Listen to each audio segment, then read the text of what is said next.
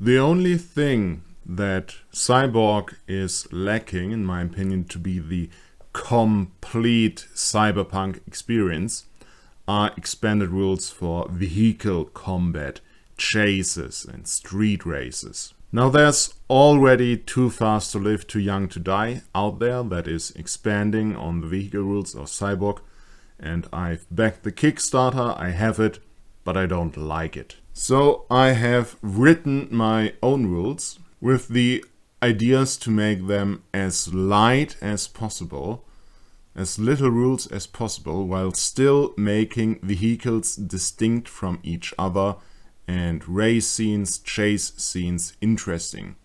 Also, this is a complete package. These rules include boats and aircraft. And since I've been working on this in all of my free time this week, I don't have time to make a video about anything else, so I want to present what I came up with, and I want to invite you to help me with this project, help me with writing, help me with your ideas, give me your feedback, and I'm also open for collaboration with a layout artist, with an illustrator, because I'm crap at those things. Anyways, let me show you what I came up with. So a vehicle has a few stats: hit points, same as the characters; armor, same as the characters; handling. Handling describes how agile a vehicle is, how fast it can accelerate and brake, how well it corners. This is added to agility tests when you are trying to control a vehicle, and this can be from -3 to +3. Then the power of a vehicle, the mass and engine grunt, how well the vehicle can push things around. This is added for tests for ramming and pushing. Then finally, the speed of a vehicle, that's not actually a stat, because all vehicles in these rules are bloody fast. Even the tanks. You can't race if you are slow. So we all know great chase scenes and great race scenes in movies and video games. And if your vehicle, if your car, if your plane is not at least as fast as the other car, then you just can't compete. So I thought it made no sense to put a stat on this. All of the vehicles, all of the rides are just bloody fast, so they can compete at all. The race. These are the rules for races and chases and vehicle combat at high speed. They should work together with the normal combat rules, but we just assume everything is moving at high speed. So all ranged attacks are at DR +2 because everything is moving around so much, and all close combat attacks are unmodified, because I want to encourage the use of close combat weapons and boarding actions, because I find that fun. The track. This gives you a random table to make up the terrain that the race or chase takes place in. You can just assume open ground if you don't want to bother with this and just race along an open highway, or you can prepare a track in advance, or you can just roll at the beginning of each round and see what you come up with. This can be open ground or a long straight, rough terrain, tight corners, and this will give you various challenges. And special rule, in a chase, where you don't really have a racetrack, the leading car in a chase, the one that is being chased, can decide at the beginning of the round where they want to go, left or right. So present them with two options from the table and they choose one of them. Alternatively, let them roll 2 times on the table and take one of the options. Initiative, use the same as in combat, but if necessary and you want to roll individual initiative, test D6 plus agility plus handling, winner goes first. Lead. You have to keep track who is in the lead in a race or in a chase and by how much. That is the range. The ranges are the same as in the advanced combat rules. Keep track of how far apart the vehicles are. Depending on the range, you can do different maneuvers like ramming, boarding, pulling away. The range at the start of the combat should be determined by circumstances. In race, for example, the drivers often start side by side. In a chase, you might start at long range. So we got 3 ranges. Close range, close enough that with a twist of the controls you can touch the other vehicle. So they're right next to each other. You can use the maneuvers pull away, ram and board. Medium range. There are a few meters between you and the other vehicles. It's a good range to shoot other vehicles. Drivers can use the maneuvers close in, pull away and stunt. Finally, long range, you can barely see the other vehicle in the distance. Ranged attacks add a further DR +2 because it's so far away. And drivers can use the maneuvers close in, pull away and stunt. Maneuvers. When it's the driver's turn to act, they can use their action to maneuver the vehicle. If they don't, it is assumed that they just hold the vehicle steady and then they can fire the gun or vehicle mounted weapon or something. So I've got ramming, boarding, keep the vehicle close so that your crew can jump over to the other vehicle and board them. Closing in reduces the distance to the other vehicle. Pulling away opens the distance to the other vehicle. Finally, you can do a stunt. When you are in the lead of a chase, you can steer your vehicle through something crazy. Tight turn, a jump across a moving train, narrow passage between 2 skyscrapers where maybe you have to go through there on your car on 2 wheels. Something that is extremely hard to do. You decide on the DR for the test. Then you test agility plus handling against the DR you set.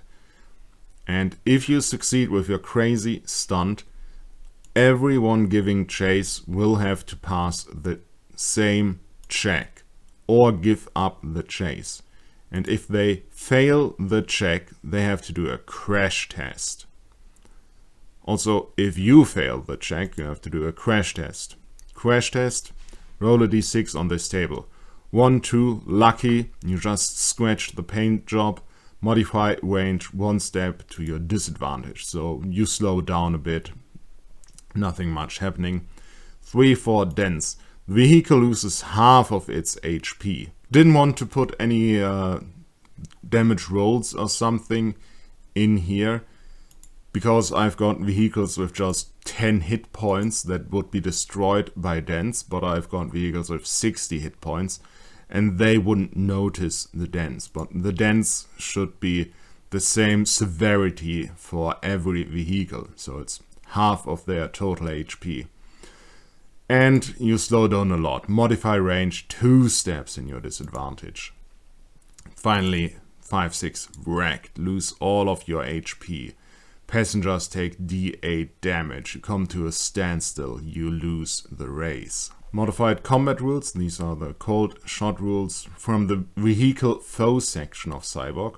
So you can do a cold shot onto a weak point. It does double damage and ignores armor, but it's DR 16. That is right from the core rules. Or you can do normal damage. Reduced by armor is normal, but the target has to do a crash test if you do more than 5 damage. So basically you're blowing out the tires or something, or blowing off a track, blowing off a wing to make the other driver crash. Defense. When piloting a vehicle and the vehicle is attacked, you roll defense with agility plus handling DR 14. So the DR is too higher than normal, because vehicles are usually pretty big and easy targets.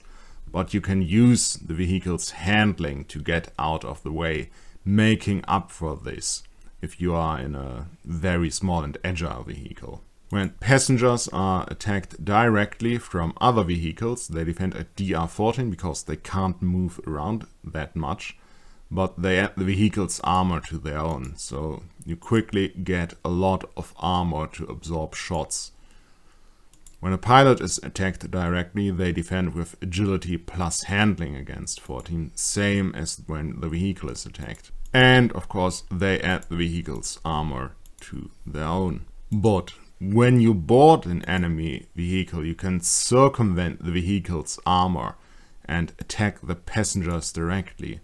Also, the drivers can't move the vehicle around, so drivers don't get to add the handling to their defense roles. Then I got a number of example vehicles. The race bike, small vehicles don't get a lot of HP and armor or power, but they get good handling. And the bigger the vehicle, the worse the handling, the better the HP, armor and power. Until you come up to something like a tank, 60 HP, D10 armor, handling -3, so very easy to hit, but of course very hard to damage, and it's very powerful. Also got lots of really heavy weapons. Ocean vessels follow the same formula, but can go on water.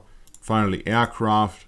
I'm not differentiating here between fixed-wing aircraft, VTOLs or helicopters. Just assume everything you are flying is maneuverable enough to fly through the streets of Cy, and it is also bloody fast. So whatever it is, 3 categories: the small single-seater Wasp, the transport aircraft Bumblebee, and then the Hornet, which is basically the gunship from the core rules. And no illegal street racing would be complete without tuning and modifying your car.